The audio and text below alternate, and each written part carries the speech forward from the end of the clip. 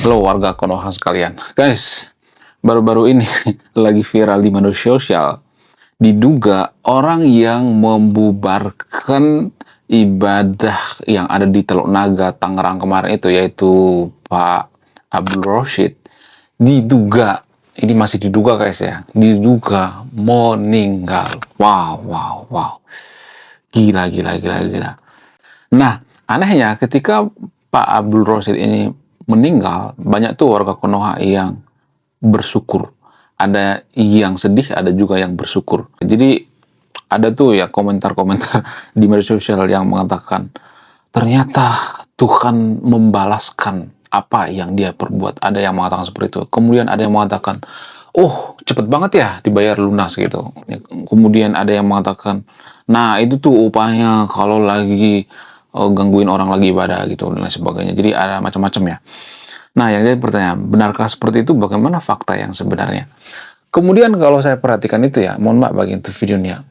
Kalau misalnya ada orang yang membenci Abdul Roshid ini ketika dia ikut mengusir paksa orang lagi ibadah yang ada di Teluk Naga, menurut saya pribadi ini harus kita apresiasi. Kenapa kita harus apresiasi? Jadi banyak tuh warga Konoha yang mengatakan, ini orang yang sangat intoleran, banyak yang menghujat gitu ya, banyak yang membenci, banyak yang ngata-ngatain gitu ya, banyak yang mengutuk gitu ya. Menurut saya pribadi, ya saya sendiri, saya mengapresiasi kelakuan daripada Bapak Roshid ini. Kenapa? Apa alasannya? Jadi bayangkan ya, Pak Roshid ini sangat-sangat punya nyali gitu. Saya akui Pak Roshid ini sangat-sangat bernyali, punya nyali yang sangat-sangat gede sekali. Saya harus mengaku itu ya. Kenapa saya mengatakan seperti itu? Apa alasannya? Karena dengan sadar, bayangkan ya, Pak Roshid ini dengan sadar sangat-sangat bernyali menunjukkan kedunguannya. Itu artinya kita harus mengapresiasi dong ya kan. Ya kan, kita harus tepuk tangan sama Pak Roshid ini karena dia sudah sangat-sangat bernyali menunjukkan kedunguannya. Ya kan, kita harus apresiasi dong. Jangan dihujat ya kan. Kita harus memberikan medali ya. Menurut saya pribadi ya, kalau saya pemerintah, saya harus memberikan medali terhadap Pak Roshid ini. Medali apa itu? Medali pemenang orang paling dungu seantero dunia. Sehingga Pak Abdul Roshid ini harus dikalungi medali kedunguannya. Nah, yang jadi pertanyaan, apakah ini perbuatan yang waras atau tidak? Ada orang yang mengatakan bahwa ini nggak waras. Ada juga yang mengatakan, oh ini kan lumrah karena nggak ada izinnya. Jadi warga Konoha itu kan lagi-lagi izin gitu ya. Di video sebelumnya saya udah bahas nih ya. Ketika saya posting tentang pelarangan ibadah yang ada di Teluk Naga ini, banyak tuh warga Konoha yang komentar, apakah ada izinnya atau tidak? Nah, yang jadi pertanyaan, apakah pertanyaan ini pertanyaan orang dungu atau orang tolol gitu? Menurut saya pribadi, kalau ada warga Konoha ya, umat mayoritas menanyakan tentang izin pembangunan gereja, menurut saya pribadi itu sangat-sangat luar biasa. Ini orang yang sangat bernyali gitu ya. Kalau ada orang mempertanyakan izin pembangunan gereja di Konoha. Kenapa? Karena menurut saya pribadi yang kita harus mengapresiasi orang seperti ini ya. Kita harus tepuk tangan. Kalau ada orang yang mempertanyakan izin pembangunan gereja gitu. Karena apa? Karena secara sadar dia sangat-sangat bernyali menunjukkan ketololannya gitu. Kita harus mengapresiasi kedunguannya gitu. Karena apa? Karena dengan sadar dia menanyakan izin pembangunan gereja di Konoha, sementara menurut data, menurut keyakinan guru gembul, ada sekitar 80% masjid tidak punya izin di Konoha. Tidak hanya masjid, tapi pondok pesantren juga banyak yang tidak punya izin. Nah, kalau ada umat agama mayoritas di Konoha mempertanyakan izin, kalau ada umat muslim yang mempertanyakan izin, apakah ini harus dihujat atau tidak? Apakah orang seperti ini harus dikutuk atau tidak? Enggak. Harus kita apresiasi. Enggak semua umat muslim seperti itu ya, disclaimer on ya. Tapi terkhusus bagi Pak Abdul Roshid ini. Kalau Pak Abdul Roshid ini mempertanyakan keizinan daripada gereja yang ada di Konoha itu, Maka ini harus kita apresiasi. Teman-teman Kristen jangan membenci, nggak boleh membenci. Kita harus mengapresiasi dengan sebesar-besarnya. Karena dia sudah bernyali gitu ya, menunjukkan kebodohannya gitu ya.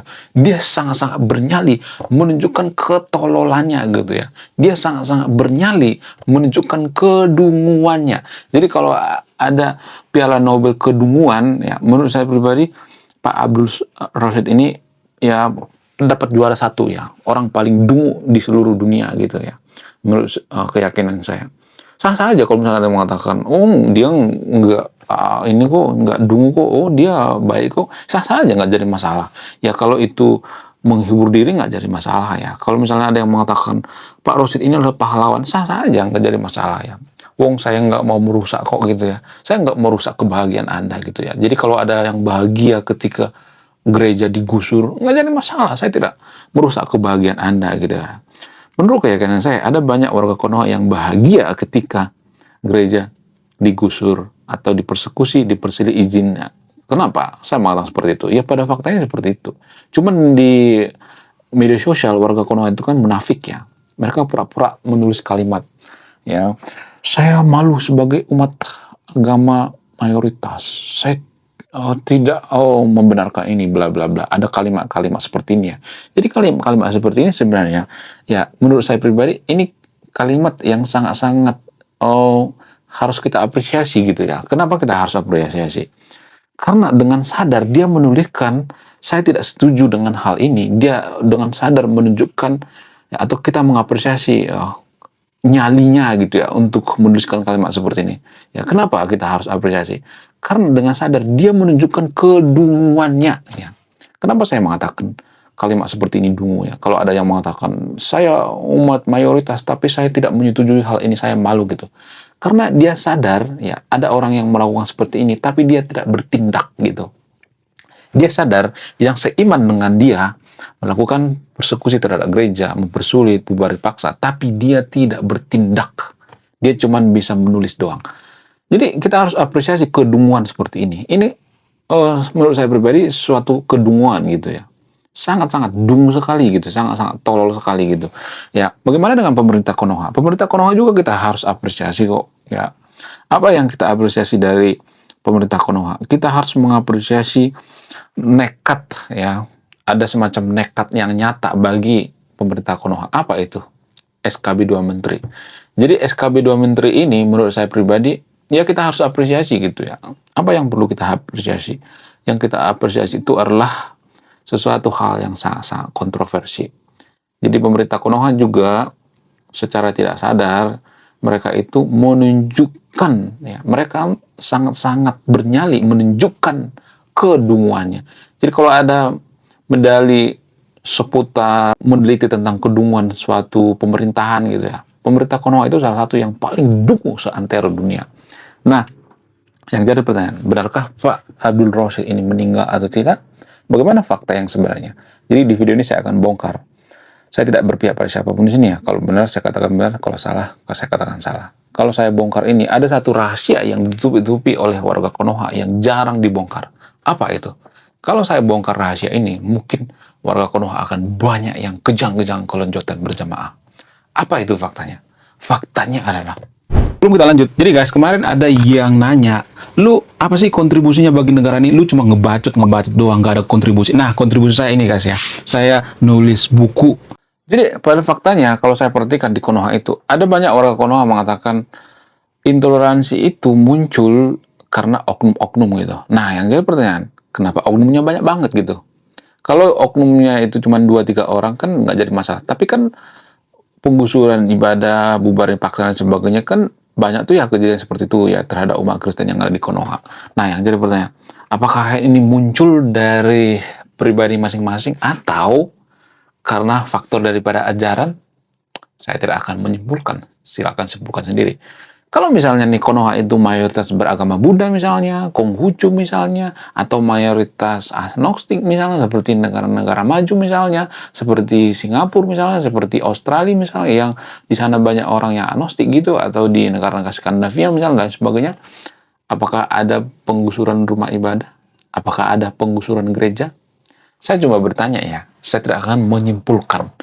Jadi kalau ada yang mengatakan ini cuma oknum, itu menurut saya pribadi kalimat yang sangat-sangat dungu sekali gitu ya, sangat-sangat dungu. Dan kita harus mengapresiasi gitu ya. Kenapa kita harus mengapresiasi kalau ada orang yang mengucapkan orang yang mempersekusi ibadah gereja itu adalah oknum gitu. Kenapa? Karena ya dengan sadar, dengan waras dia menunjukkan kedunguannya gitu. Kenapa saya mengatakan seperti itu? Karena oknumnya banyak banget gitu ya. Bayangkan ada 1.000 gereja yang dibakar di Konoha semenjak reformasi. Itu artinya, kalau orang-orang seperti ini cuma oknum, kenapa bisa 1.000 kali? Jadi kalau ada orang yang mengatakan itu cuma oknum, kita harus mengapresiasi gitu ya. Kita harus tepuk tangan. Kita harus kasih rekor muri ya. Itu sebuah nyali yang sangat luar biasa. Mereka menunjukkan nyali yang sangat besar, menunjukkan kedunguannya gitu. Jadi kita harus mengapresiasi sangat-sangat luar biasa ya terhadap kedunguan warga Konoha. Bahkan ateis atau agnostik sekalipun nggak pernah tuh bubarin paksa ibadah orang lain, nggak pernah. Jadi ibaratnya kita itu lebih jahat daripada agnostik sekalipun, lebih jahat daripada ateis sekalipun. Kita sering ngata-ngatain ateis tidak beragama lah, agnostik tidak beragama lah, ya. Tapi mereka tidak pernah tuh sejarahnya membubarkan ibadah paksa orang lain. Coba kasih datanya. Saya tidak mengajak yang nonton video untuk agnostik atau ateis ya. Saya tidak ngajak ya. Jadi jangan berpikir bahwa saya ngajak yang nonton video untuk tidak beragama. Enggak. Saya ngajak yang nonton video ini keluar dari kedunguan gitu ya. Ya, keluar dari ketololan gitu. Jadi kalau kita berpikir secara rasional, coba sebutkan satu saja data yang mengatakan agnostik mempersekusi ibadah orang Kristen. Nggak pernah tuh. Nggak pernah sejarahnya. Misalnya nih ada headline gitu ya. Ateis yang membubarkan ibadah paksa orang Kristen. Ateis yang mempersulit izin rumah ibadah. Agnostik mempersulit izin rumah ibadah. Nggak pernah. Karena agnostik itu nggak takut kehilangan umat gitu. Jadi secara tidak langsung agnostik itu yang nggak peduli kalau lu mau beragama aja nggak jadi masalah asal lu jangan mengganggu gitu. Jadi secara tidak langsung agnostik itu lebih toleransi daripada orang yang beragama. Ya nggak sih? Sarang gitu sebenarnya. Jadi kalau ada orang yang ngata-ngatain agnostik itu sesat dan sebagainya, jadi kita harus mengapresiasi gitu ya. Mengapresiasi apa? Mengapresiasi kedunguannya gitu. Karena dengan sadar, dengan waras dia mengatakan orang yang tidak beragama, orang yang ateis, agnostik dan sebagainya itu adalah orang yang jahat. Ya, bisa aja kita lebih jahat daripada agnostik ateis ya kan. Agnostik tidak pernah membubarkan ibadah paksa orang lain gitu. Jadi artinya kita itu lebih dungu atau lebih tolol daripada orang yang tidak beragama sekalipun ya. Kita harus mengapresiasi gitu ya. Mengapresiasi sebesar-besarnya kedunguan orang-orang yang mempersekusi ibadah paksa yang ada di Teluk Naga kemarin itu. Ya. Kemudian bagaimana dengan berita Pak Rosyid ini? Berita daripada Pak Rosyid yang ini sebenarnya salah kaprah di media sosial ya. Jadi bagi teman-teman Kristen ya, teman-teman Muslim, saya mengajak yang untuk berbuat baik gitu ya, atau jujur gitu. Jangan sedikit-sedikit percaya dengan hoax. Jadi ini hoax guys. Pak Rosyid itu tidak meninggal. Tapi Pak Rosyid yang meninggal di Masu itu adalah Pak Rosyid yang ada di Jawa Tengah, di Brebes kalau nggak salah ya. Bukan Pak Rosyid yang kemarin itu. Enggak. Jadi yang ada di media sosial itu hoax. Itu bukan berita beneran. Karena gini guys, saya ngajak yang video ini untuk jujur ya. Kalau bener ya bener, kalau salah salah gitu. Nggak boleh, karena kita benci banget dengan Pak Rosyid, lalu kita doain dia meninggal. Nggak boleh seperti itu. Doa seperti itu nggak boleh ya. Bagi teman-teman Kristen, bagi teman-teman Muslim, jangan seperti itu ya. Ya, kalaupun ada umat Muslim yang membenci Pak Rosyid ini, jangan terlalu benci ya. Ya, umat Kristen tidak mengajarkan kebencian ya. Jangan seperti itu ya. Kita doakan Pak Rosyid ini keluar dari goa bernama kedunguan ya. Itu saja sebenarnya. Gimana cara menghindari orang-orang seperti Pak Rosyid ini, orang yang sangat dungu gitu ya? Gimana cara menghindari? Ada beberapa solusi ya. Mungkin solusi ini akan bikin warga Konoha kejang-kejang, kelonjotan berjamaah. Apa itu solusinya? Solusi yang pertama itu ya, tapi saya tidak maksa ya, nggak maksa ya. Yang pertama itu kalau kita punya anak, kasihlah makanan yang bergizi gitu ya. Jangan kasih makanan sampah gitu ya, seperti tanah liat gitu ya. Kemudian bakso gitu ya. Boleh makan bakso, tapi sekali-sekali. Tapi kasih makan yang bergizi gitu. Supaya apa? Supaya ketika dia sudah gede, dia tidak menunjukkan kedunguannya gitu ya. Dia tidak mempersekusi ibadah orang lain. Justru karena dia SDM rendah, dia mempersekusi ibadah orang lain. Saya tidak pernah melihat orang yang punya jabatan tinggi, ya orang terkaya di seluruh dunia mempersekusi ibadah orang lain, nggak pernah. Ya kemudian saya nggak pernah melihat orang yang sangat-sangat berpendidikan mempersekusi ibadah orang lain, nggak pernah sekalipun. Jadi itu artinya semakin dungu seseorang, maka dia semakin berpotensi mempersekusi rumah ibadah orang lain. Jadi bagi teman-teman muslim, kalau punya anak, kasih makan yang bergizi gitu ya. Nggak usah banyak anak, satu dua orang aja. Takutnya nanti gede dia mempersekusi ibadah orang lain gitu. Ya, takutnya nanti dia jadi orang dungu gitu, orang tolol gitu ya. Kasih makanan bergizi gitu ya. Kasih asupan gizi, ya kasih susu gitu ya. Nggak usah banyak deh, ya. 2-3 orang aja gitu ya. Supaya nanti otaknya bisa menangkap apa itu intoleransi gitu ya. Supaya dia tidak memanfaatkan yang namanya SKB 2 Menteri gitu ya. Itu yang pertama. Yang kedua itu ya, ini hanya di Konoha ya, bukan Indonesia, disclaimer on ya. Harusnya anak kecil itu diajarkan tentang kemanusiaan dulu gitu ya, baru agama. Jadi jangan kebalik. Di Konoha itu kan agama dulu baru kemanusiaan. Artinya gini, agama itu kan mengajarkan tentang bahwa agama kita yang paling benar, agama kita yang paling suci, kita yang masuk surga, ya orang lain sesat dan sebagainya. Ini kan sebenarnya cikal bakal daripada intoleransi kan. Ini bibit-bibit daripada intoleransi. Karena semua agama kan mengajarkan bahwa agama yang paling benar kan, terutama agama Samawi kan. Sehingga ketika ada orang minta izin pembangunan rumah ibadah orang lain, kita menganggap, apaan sih? Ini kan orang sesat semua gitu. Nah, itu yang mendasari orang yang jadi radikal gitu ya, mempersekusi ibadah orang lain. Harusnya anak kecil itu dibicarakan tentang kemanusiaan gitu. Diajarkan tentang uh, kebenaran gitu. Artinya gini, kebenaran itu bukan pihak kelompok tertentu gitu. Kalau Tuhan itu ada ya, saya tidak mengatakan yang notification untuk tidak percaya dengan Tuhan ya. Nggak mungkin Tuhan itu mempersekusi umat orang lain gitu, menyuruh umat orang lain untuk mempersekusi agama lain, nggak mungkin lah. Menurut kalian gimana? Coba tulis kolom komentar ya. Saya tidak akan memberikan kesimpulan. Silakan simpulkan sendiri. Ya, jadi bagi teman-teman Kristen dan teman-teman Muslim ya, bagaimana cara mengurangi intoleransi?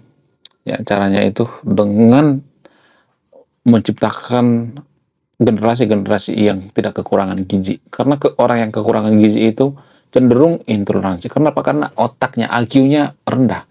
Saya tidak pernah melihat orang yang IQ-nya tinggi, orang yang cerdas mempersekusi ibadah orang lain. Jadi ini berhubungan ya.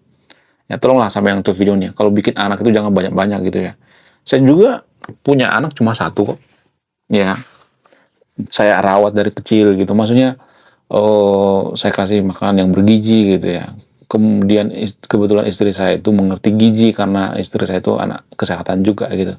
Jadi ada takarannya gitu, ada nilai gizinya gitu. Sehingga nanti kalau dia gede nggak ikut-ikutan gitu ya untuk mempersekusi ibadah orang lain gitu. Ya, saya ajarkan kemanusiaan dulu gitu, baru agama. Tapi jangan ini ya, mohon maaf ya, saya tidak mengatakan saya yang paling benar ya. Silahkan simpulkan sendiri ya. Menurut kalian gimana? Coba tuliskan di kolom komentar ya. Oke guys, sekian video ini. Terima kasih sudah memahami. Saya kaum intelektual, salam rasional.